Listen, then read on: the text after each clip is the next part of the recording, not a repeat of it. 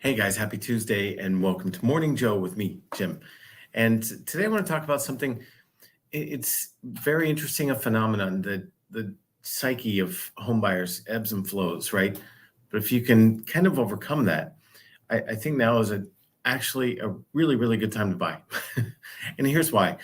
A year ago, last October 2021, even through March of this year, we were seeing, we were helping a lot of people into homes for sure, but they had to bid oftentimes over asking price. They had to waive the appraisal. They had to all sorts of things to get into and forget asking for closing costs paid by the seller, right? It almost didn't happen. I think a couple of times. Now things are different. And the reason I say that is because I just read a stat, and it's hard to know if these things are entirely accurate, but pardon me, something like 85% of millionaires own real estate. And a significant portion of their net worth is in real estate. And let me show you what I mean by that, and then talk about how now might be a really, really good time to get into real estate, into the real estate market, right? So let's just say, and you've seen this before if you've watched my videos, let's say you buy a home now in Charleston County for $400,000. And you put, I think I put 5% down. Yeah, just 5% down.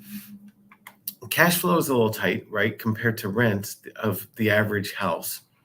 Rent in this case, I think I put about almost $2,400 a month, right? But look at this. You're paying down that mortgage, right? Because part of that payment every month goes to you. It's creating equity. And the home is going up in value, right? There are there's a very loud contingent out there saying, no, homes are going to crash, home prices. But there's no data behind that. If you look at the data, supply and demand, there's less supply than demand being household formations, right? We're way under. So there's now they're not going up like they were, but still the average historical appreciation in Charleston County is about 4% per year. If you think that's gonna, even if we hit a rough patch, if you think that's gonna play out, which I do, then here's what that looks like. And even after all the costs of owning a home, right? That's the other proponent. I've heard people say, and I don't understand the math behind this, but they say, no, rent your primary residence and own everything else. Well, I get it for the cash flow purpose, but you still have a cash outlay if you rent your primary. So I've never understood that, except in the fact that if you own a home, you have to maintain the home. So you have to budget. Here we budgeted $2,000 a year just to maintain the property. But I mean, it's $2,000 a year in comparison to $170,000 net worth gained by owning that home, right? Even after all the costs, after everything.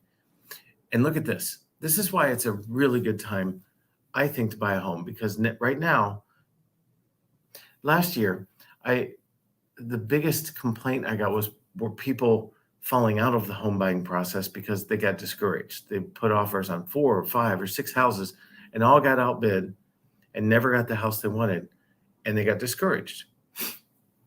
Not so right now. Inventory is climbing. You can find the right house. Oftentimes you can ask the seller to pay closing costs, and they will, and then save closing costs for when, where am I? Yeah, for when rates go down, because rates are high right now. Every time they go up this quickly, they fall just as quickly.